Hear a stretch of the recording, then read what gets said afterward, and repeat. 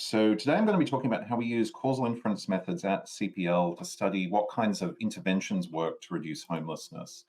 So a little bit about the California Policy Lab. We're an independent research institute with two sites at UC Berkeley and UCLA. And our mission is to forge long-term partnerships with government agencies to harness the power of administrative data so that we can perform quantitative research that makes a real difference to important public policy problems. So I wanted to start by giving you a bit of background about the policy problem of homelessness in Los Angeles. If you watch any of the news coming out of the US, you may be aware of the sheer scale of the humanitarian crisis of homelessness in LA. The good news is that there is a growing body of quantitative evidence about interventions that are effective in reducing homelessness.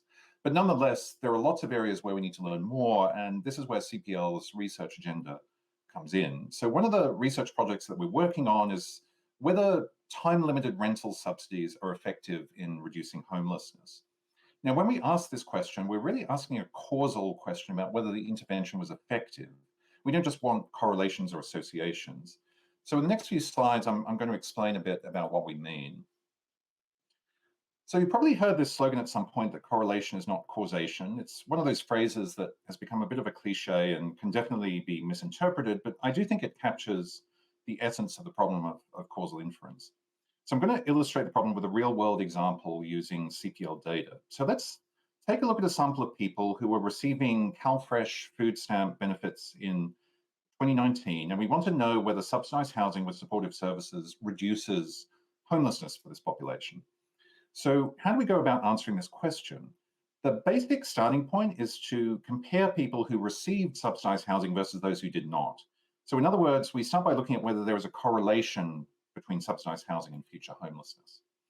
Now, when we look at the future use of emergency shelter among people who did and did not receive the subsidy, we get a paradoxical result. It looks like subsidized housing actually increases homelessness, which is exactly the opposite of what we expected. So what exactly is going on here? So since we're all good data analysts, the first thing we want to do is dig a little deeper into the data. Is there some explanation for this paradoxical result? So it turns out the answer is yes. There was an important variable that we were missing in our original data set. We needed to look at whether people had some history of using emergency shelter in the past. So once we include this variable in our data set, we notice that there's a big difference or imbalance between the two groups. So only 4% of the no subsidized housing group had a prior history in emergency shelter versus 62% of the subsidized housing group.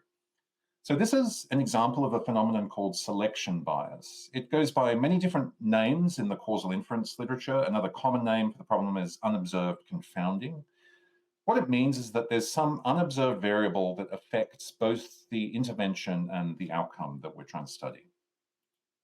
So how do we deal with this problem? There are lots of different methods that we can use. I'm just going to use the simplest option here and restrict the analysis to a subgroup where everyone has a prior history in emergency shelter, so that there's no longer any difference or imbalance between the two groups. You could also do this with a regression model, propensity score matching, lots of other approaches. Now, once we make this adjustment, things look a lot more reasonable. Among this subgroup, we find that subsidized housing is now correlated with a 56% reduction in future shelter use. So this is a result that's much more consistent with what we see in the academic literature on homelessness and housing first interventions. So this seems like a great result. So can we now claim that subsidized housing causes a reduction in homelessness?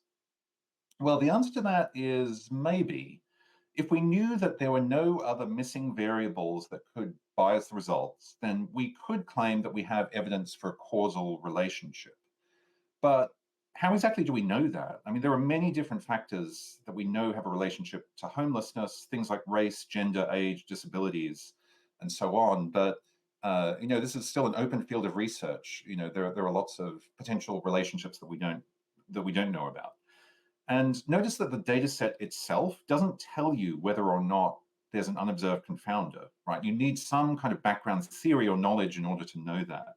So this is really the fundamental challenge of causal inference. Even if you have a huge data set with hundreds or even thousands of variables, you need some theoretical knowledge of the context in order to be sure that you're not missing the one variable that is the crucial confounder in your analysis.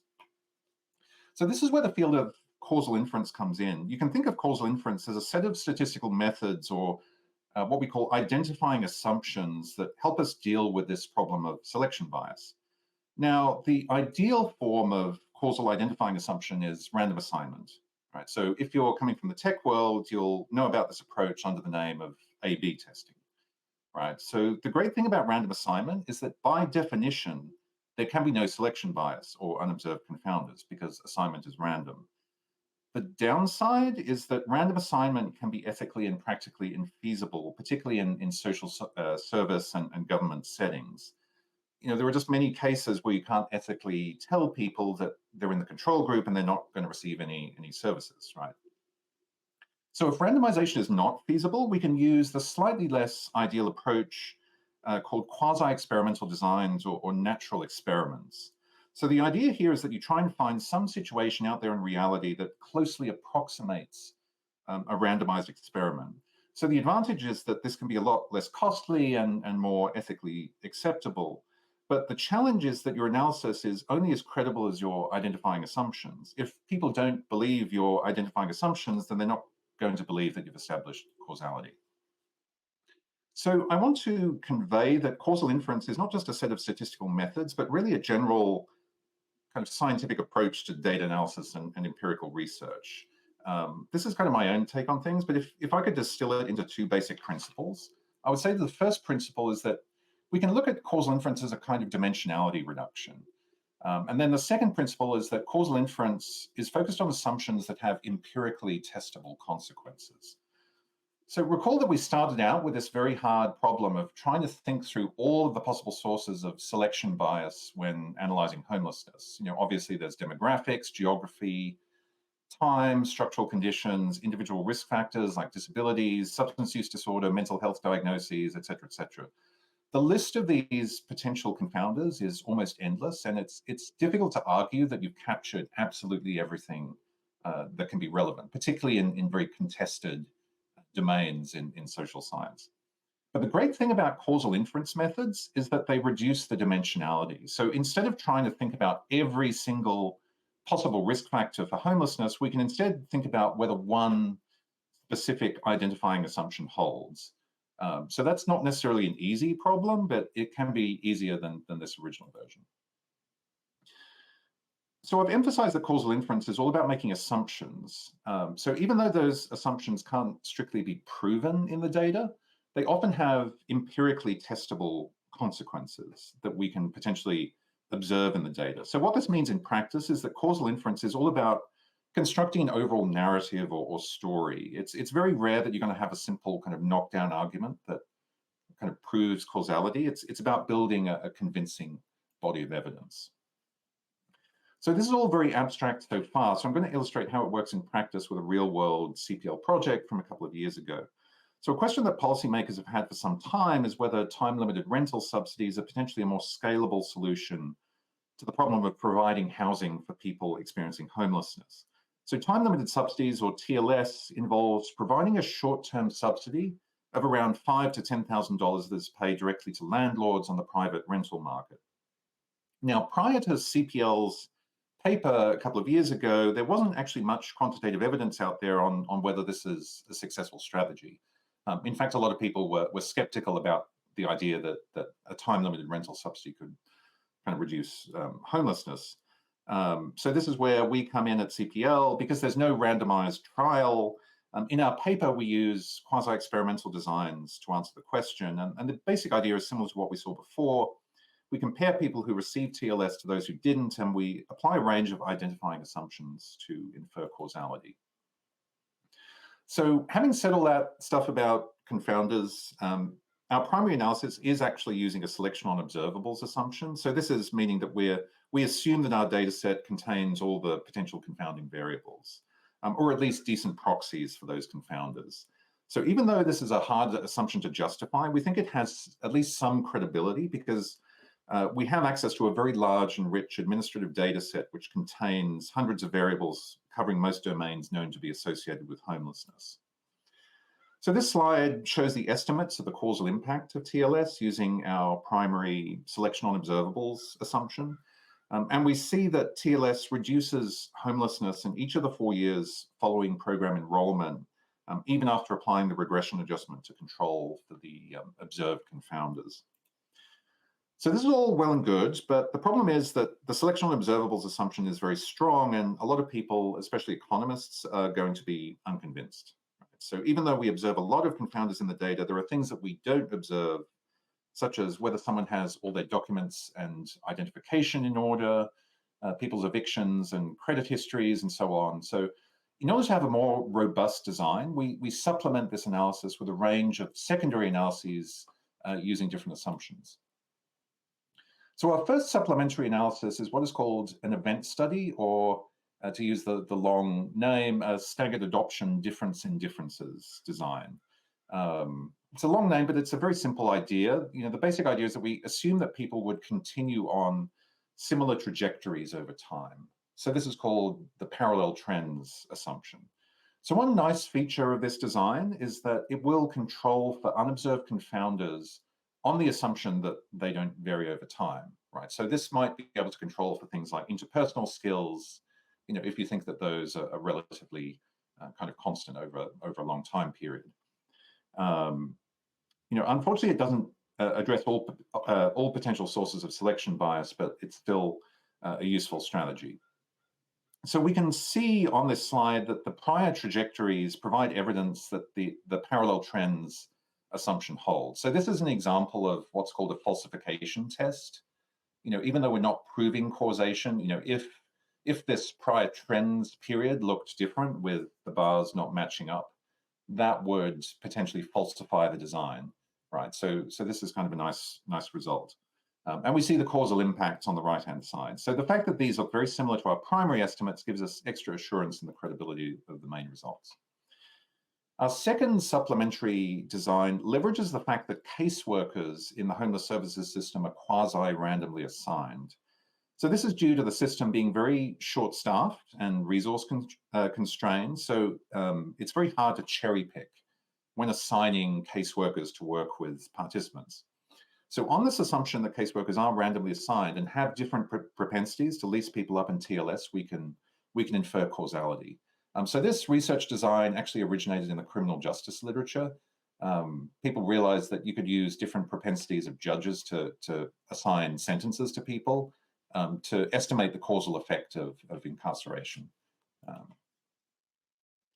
So again, a nice feature of this design is that we can run a falsification test. We can provide evidence in the data that caseworkers are in fact randomly assigned.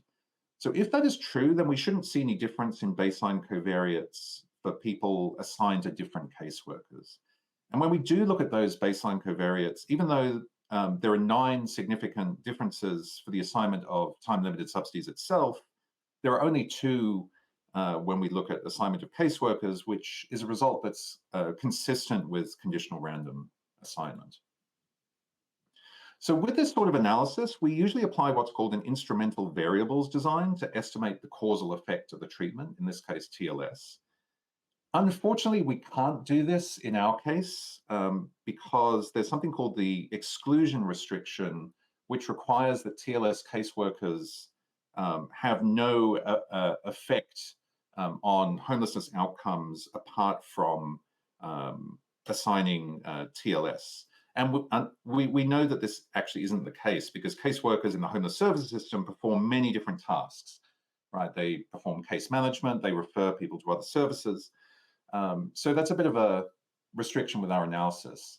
Nonetheless, we can still estimate what's called the reduced form to get the causal effect of assignment to a caseworker with a better lease-up rate. So even though that doesn't quite get us the causal effect of TLS itself, it's still useful policy-relevant supplementary evidence.